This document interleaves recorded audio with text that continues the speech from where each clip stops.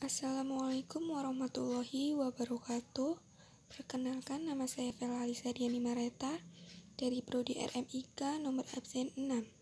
Di sini saya akan menjelaskan tentang komunikasi efektif. Apa sih komunikasi efektif itu?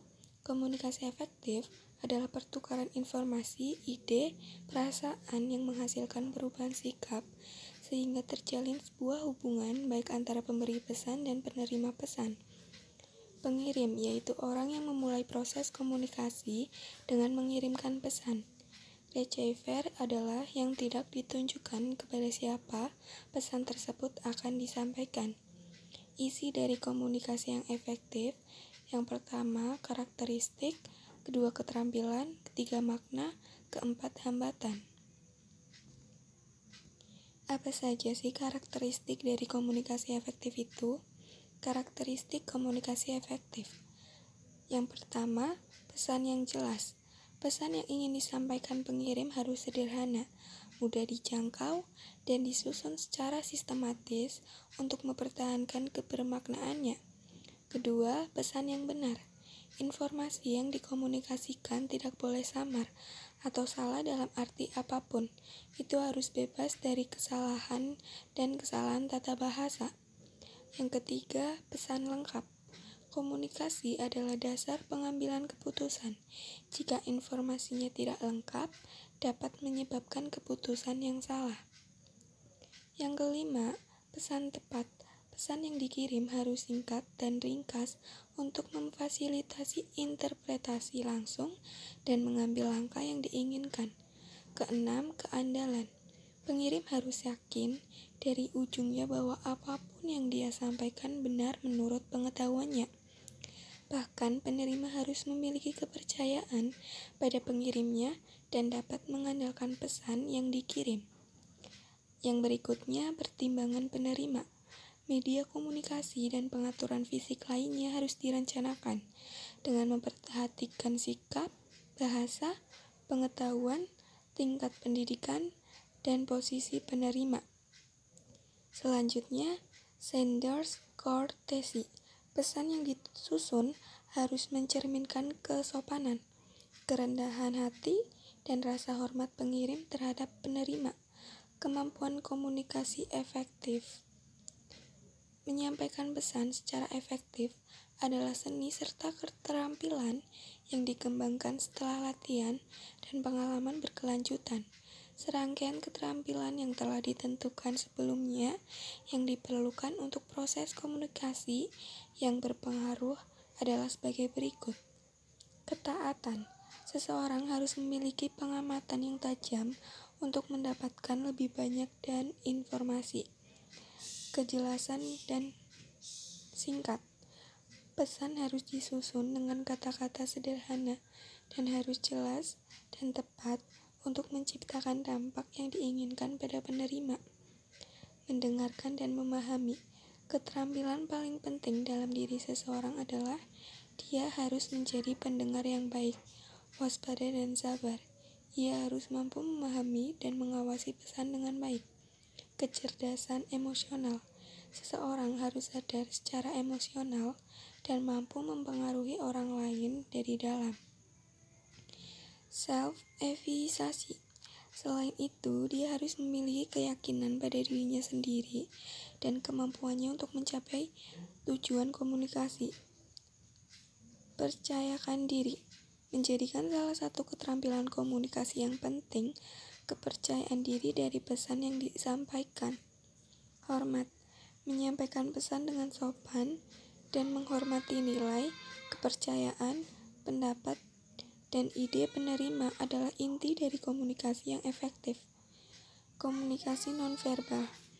Untuk terhubung dengan penerima dengan cara yang lebih baik, pengirim harus melibatkan komunikasi sarana nonverbal juga. Ini termasuk gerak tubuh, ekspresi wajah, kontak mata, postur tubuh, dan lain-lain. Pemilihan media yang tepat. Pemilihan media yang tepat untuk komunikasi juga merupakan keterampilan. Anda perlu memilih media yang sesuai dengan situasi, prioritas pesan, sudut pandang penerima, dan lain-lain. Memberikan umpan balik. Komunikasi yang efektif selalu merupakan proses dua arah. Seseorang harus menerima dan juga memberikan umpan balik untuk perspektif orang lain juga. Signifikan komunikasi efektif dalam bisnis. Apa sih peran komunikasi efektif dalam bisnis? Pentingnya komunikasi bisnis sebagai berikut. Manajemen karyawan. Komunikasi yang efektif memastikan disiplin diri dan manajemen yang efisien karena karyawan yang didengarkan oleh manajemen puncak dan ada komunikasi terbuka dalam organisasi. Membangun tim. Orang-orang dalam organisasi bekerja sebagai tim untuk mencapai tujuan bersama. Sehingga komunikasi yang efektif meningkatkan moral seluruh tim.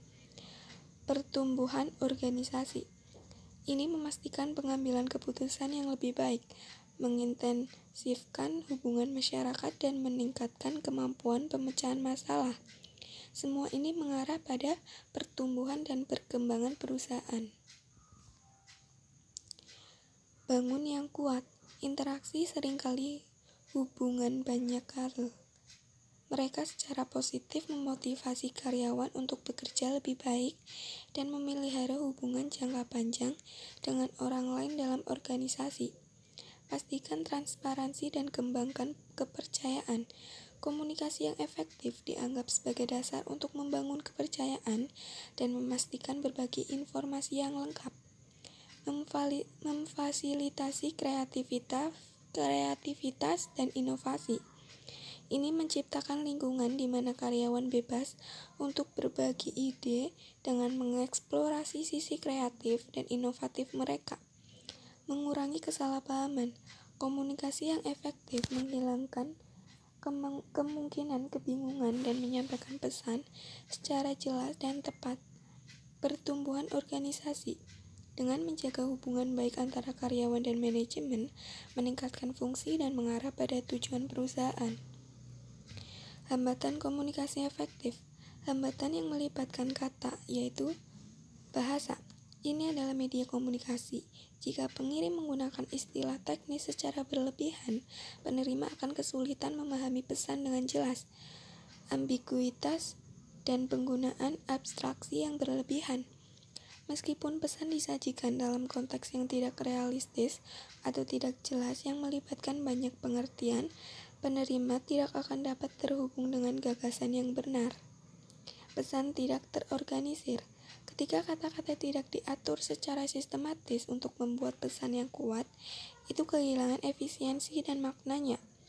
Kelebihan informasi. Efektivitas komunikasi berkurang ketika seseorang harus terus berbicara untuk waktu yang lama. Hambatan yang melibatkan latar belakang orang. Orang-orang memiliki latar belakang yang berbeda, misalnya budaya, tingkat pendidikan, dan jenis kelamin, dan lain-lain. Atribut-atribut ini sangat mempengaruhi proses komunikasi efisiensi. Ini melibatkan hambatan terkait berikut. Pembedaan sikap. Kadang-kadang orang menolak untuk memahami atau berubah pikiran ketika mereka menetapkan pandangan tentang topik tertentu.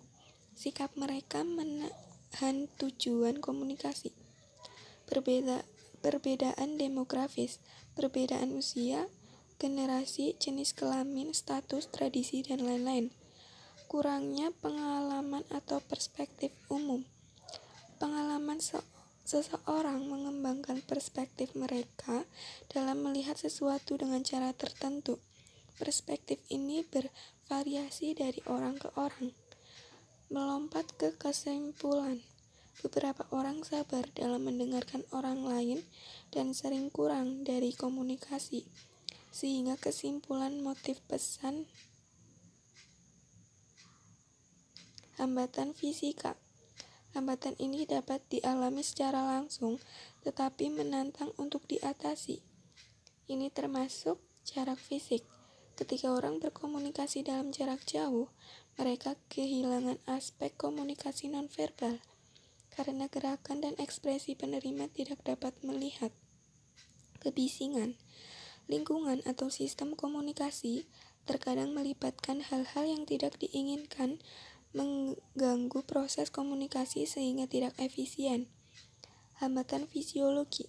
Salah satu hambatan paling umum untuk komunikasi yang efektif adalah fisik orang yang terlibat. Beberapa di antaranya adalah gangguan pendengaran. Sekian dari saya. Terima kasih. Wassalamualaikum warahmatullahi wabarakatuh.